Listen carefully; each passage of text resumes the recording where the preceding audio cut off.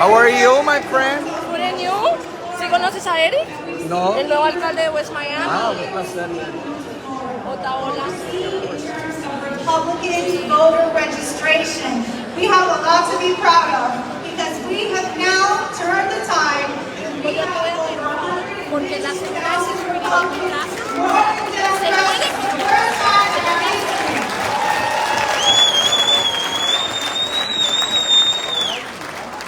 So these are the elections. We have a goal, and I'm sure the governor will talk about it. And others have mentioned it. Do you know what our goal is? desde mañana. I want everyone to listen. I know it's hard. I know this is tough. Do we know what our goal is? We're going to win Miami-Dade County for the first time in Republican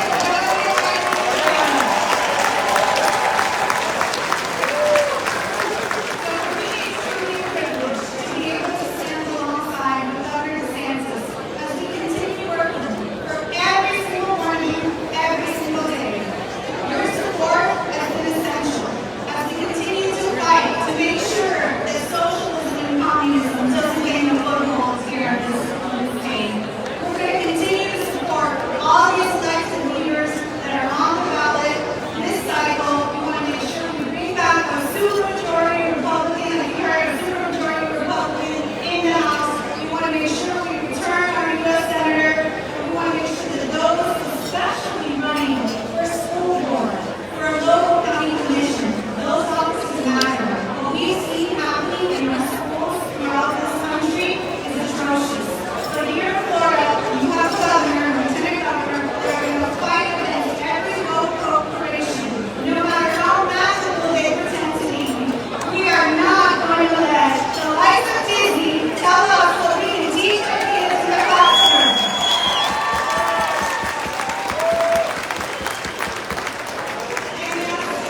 Turn it down! And you will find no one in this country that fights more, that fights harder, that stands firm in his convictions than Governor Ron DeSantis. Let us please join me in a huge round of applause for America's Governor, Ron DeSantis.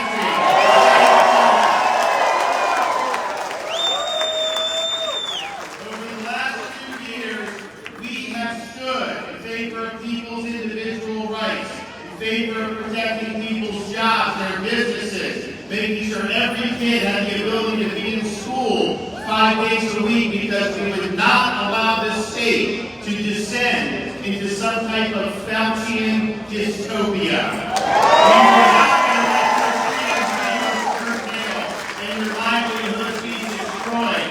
While other states kept locking people down, Florida lifted people up. We led the nation in doing things like banning vaccine passports, making sure you could go to work without getting fired from your job based on a COVID jab. And had we not done what we did in the state of Florida, many of these other states would not have followed suit, and this country could look like Canada or Australia right now. You had people in Brandon's administration that wanted to do even more restrictions and even more lockdown policies They wanted to impose passports for interstate travel and a lot of really, really dumb stuff that would have crushed your freedom.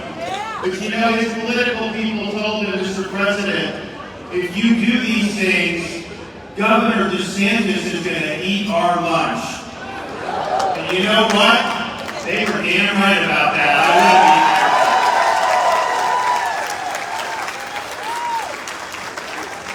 So we are proud to be the state that is leading. And we didn't just lead on freedoms against lockdowns and against keeping schools open. We're leading across the board. If you look at what we're doing in the economy, because we're free, because we're open, we are outpacing the nation day after day, week after week, month after month in economic growth and in job creation, and nothing of that is happening right here in southern Florida. If you look at our budget, we're showing the federal government how you should run a budget and how you can be fiscally responsible.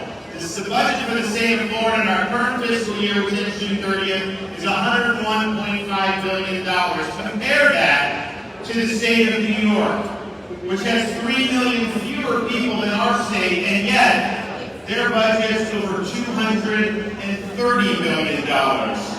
We have better roads, we have better services, we have higher performing K-12 schools, and we have the #1 rated public university system in the United States 5 years in a row.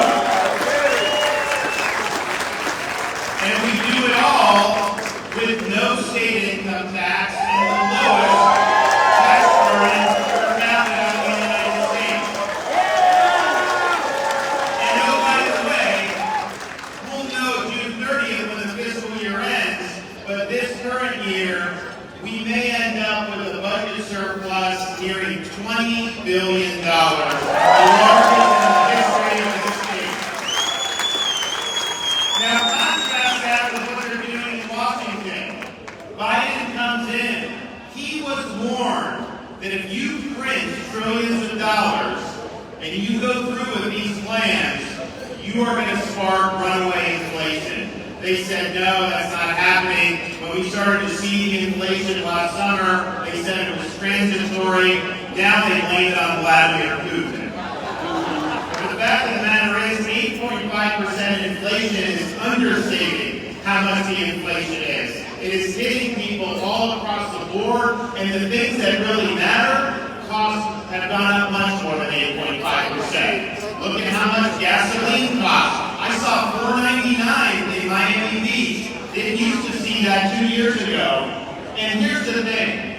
They created the inflation crisis, and they are also fueling our energy crisis. Because when Biden came in, he took a country that was energy independent, and he decided to clamp down on domestic energy production. They closed Keystone, closed Anwar, wouldn't allow leases. And so the result is, people are getting absolutely hammered at the pump, and Joe Biden refuses to do anything about it. That is failed leadership. But we have to be very, very clear as we run this next election. The Democrat Party is the party of inflation. They are the party of high gas prices. And if you want to change things around, then you better replace these Democrats with a lot of Republicans. That's what we have.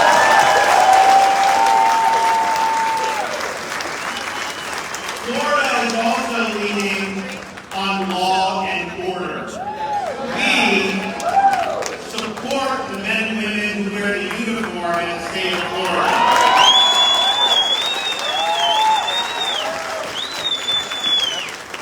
When you had this riot in 2020 summer, you didn't see me out there protesting against the police. We have the police 100%. We had National Guard members, we had local law enforcement. We were not going to let the state burn to the ground by people rioting and looting. You know what? It didn't burn to the ground. But I also understand this. We got to make sure that we got all the tools we need to protect the people of this state. So last year, the legislature passed and I signed a bill that prohibits local governments from defunding the police in the state of Florida.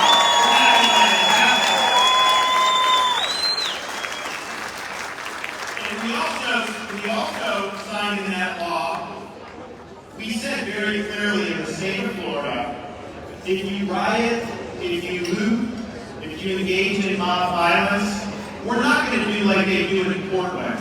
You know, in Portland, they arrest you when you're rioting, they take your mugshot, they slap you on the wrist, and they put you right back on the street and do it again and again and again. No, in Florida, if you do those things, you are not getting a slap on the wrist, you're getting the inside of the jail cell. They are holding you accountable.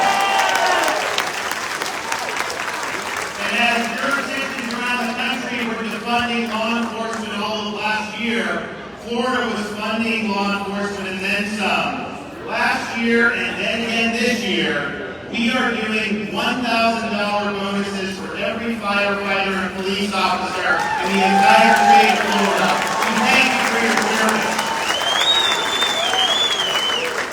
We are not going to allow policies that put criminals back on the street like they do in New York and San Francisco. We're not going to let prosecutors funded by people like George Soros get into office and not prosecute people. We'll hold them accountable if they try that in Florida. And oh, by the way, thanks to the legislature, I just signed a bill a few weeks ago. All those police officers getting treated horribly in Seattle, in Minneapolis, in New York City, Chicago, and anyone else in the country, if you're qualified and you come to Florida to fill a position, you are getting a $5,000 signing bonus. We're the number one state for law enforcement, and we are very, very proud of it. We also, in the state of Florida, are leading on standing up for the truth. And that means we do things like support women's sports. We are not going to allow the radical left to impose policies on this state that are going to deny our girls and our women athletes the right to participate in competition with integrity.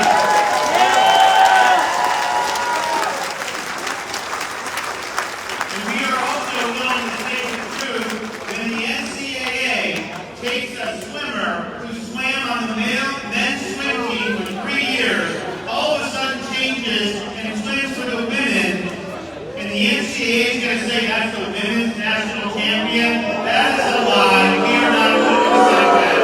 And we are going to make sure that we stand up for women's opportunity and for women's athletics. And you know, when we did the bill last year, a lot of people said, oh my gosh, you know, some of these businesses and the NCAA, you know, they may not hold events in Florida. We signed the bill to protect women's sports.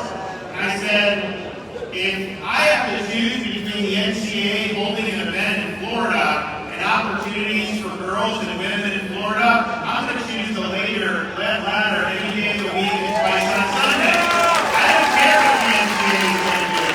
We're standing for what's right. So we signed the bill, and then what happened? Nobody did anything. No one's not holding events here because people know this is the right thing to do. And it raises the issue of what I think is a mind virus throughout society, and that's this woke ideology. We were in Hialeah Gardens today and signed the strongest anti-woke legislation anywhere in the country. We call it Stop Wrongs Against Our Kids and Employees Act, the Stop Woke Act. And what it does is it says there is no place in our school system for toxic ideologies like critical race theory. We are not going to spend your tax dollars teaching kids to hate this country or to hate each other. It is wrong, and we now have law in the books that are going to give parents the right to do something about it. So we're excited about signing that into law. We're also excited about the fact that this bill protects employees from corporate wokeness being jammed down their throats in these quote employee trainings. You have a right to work without having these ideologies imposed upon you. So we're leading on this, and we're making sure we're speaking the truth. Now, there are certain things that come up that some of these woke companies don't like. You may have heard of a recent bill we did in Florida about parents' rights and education.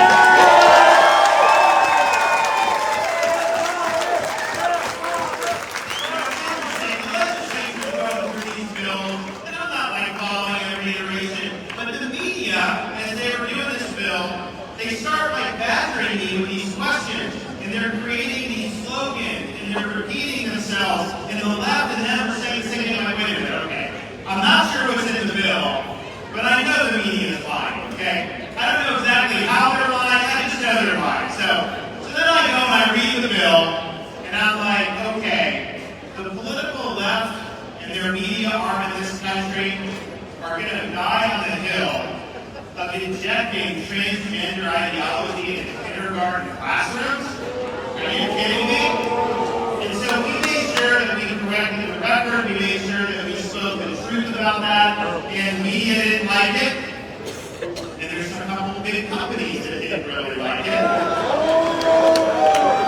One of them was based in Burbank, California. It's got a little bit of a foothold in the state of Florida. And so you had the Walt Disney Company come out and demo out our bill, and they said that this was such a violation of human rights that we wouldn't want this to be taught in these kids' classrooms. And they pledged not only that they oppose it, but then they would work to get it repealed in the state of Florida. In other words, they're going to use their corporate resources to revoke rights of parents in the state of Florida. And when they were coming out and doing all this, people said, man, the media is after this. Disney is such a big deal in Florida. What's the governor going to do? He can't go against them, all this stuff. Here I stand.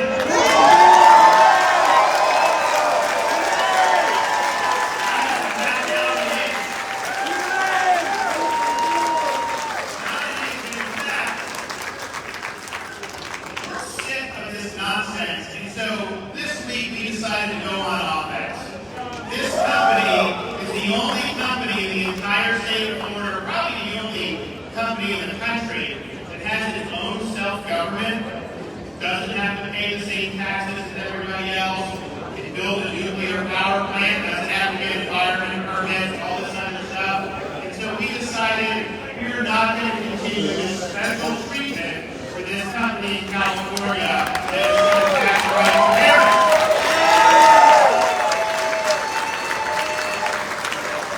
And so, I'm sorry, Disney's going to have to live under the same doggone laws as everybody else.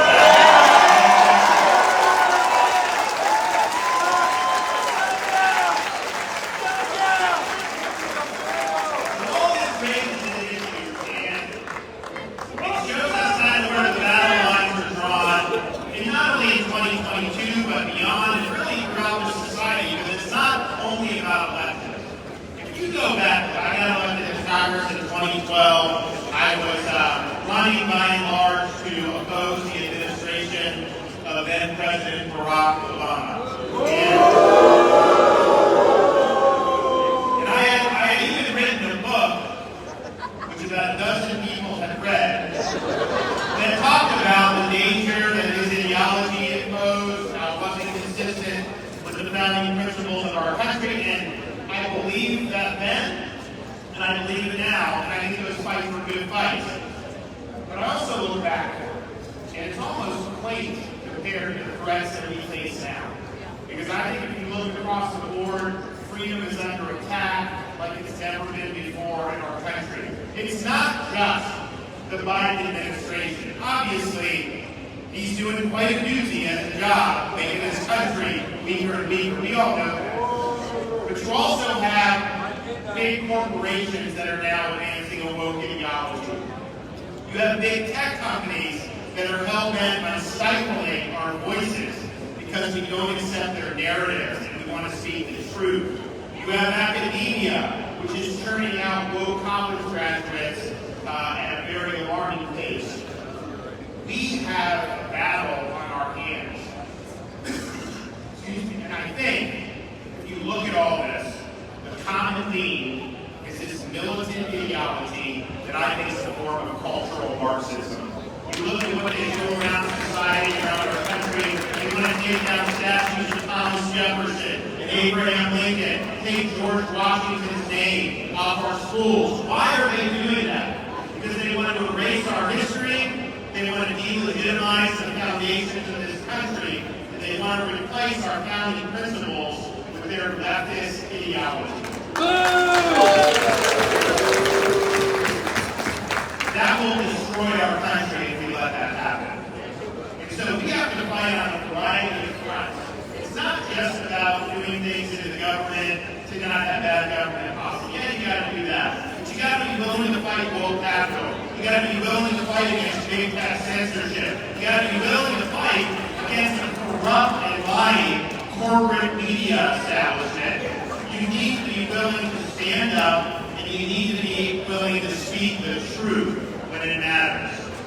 When you have a society that's not grounded in truth, like ours is not anymore, when you decide to speak the truth, you are going to face a lot of attacks. You're going to face a lot of flaming arrows. And the question is, do you have the courage of your convictions?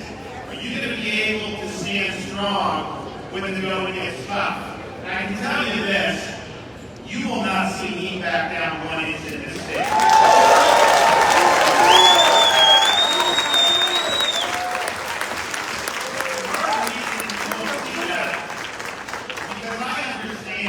This leftist ideology may have a strong foothold in some of these major institutions. It may be a mile wide in our society, but it is only an inch deep.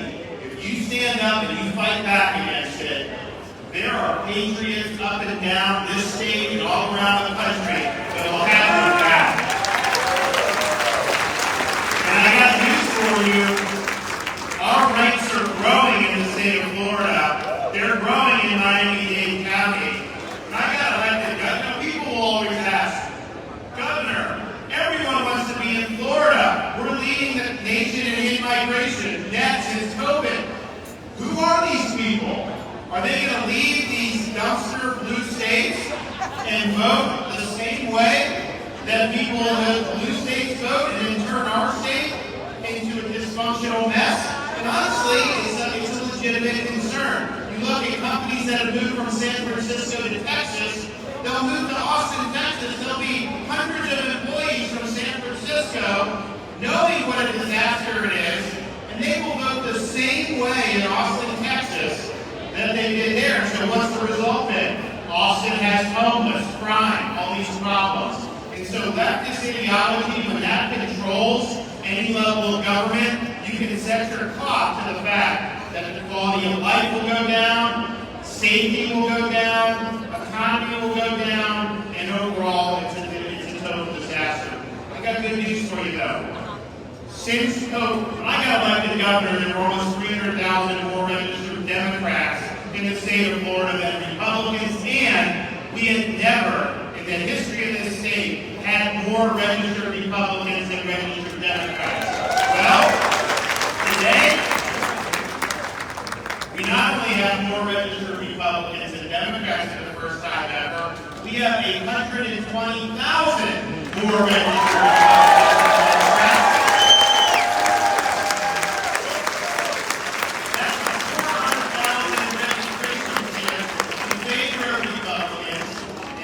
By election day, November, I think we're going to have another 100,000 gain. That will represent 500,000 registration shifts in favor of Republicans, just as I got elected governor.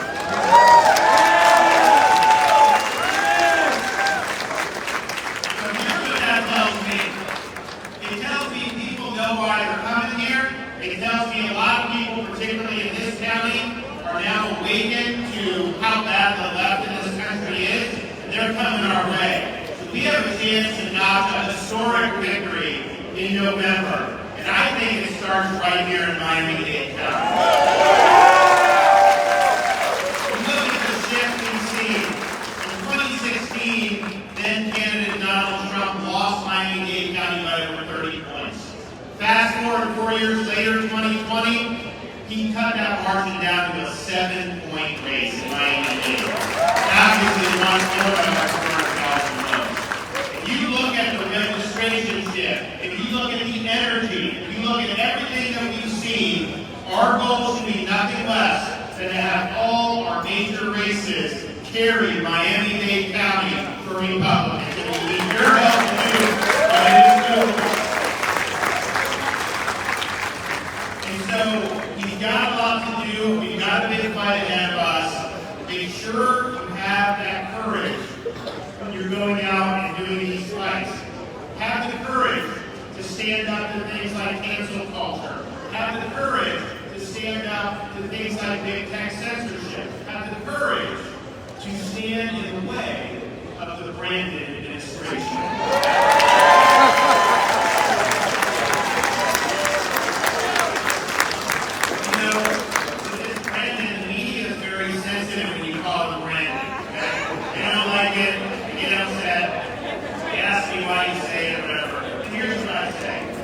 When you are taking action as president to do things like take away medications for our senior citizens, I'm calling you Brandon. When you do things like deny relief to tornado victims in Southwest Florida because you don't like the governor, I'm calling you Brandon. When you do things like let people suffer at the gas pump, tearing up their family budgets because you refuse to do domestic energy production, I am calling you Brandon.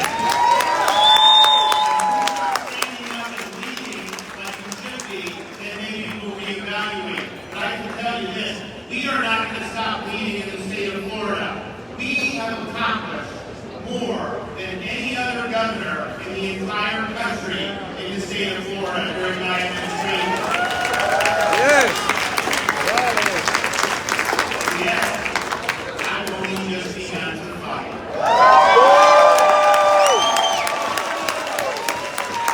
Because we are on a mission to keep the state of Florida free. Thank you all.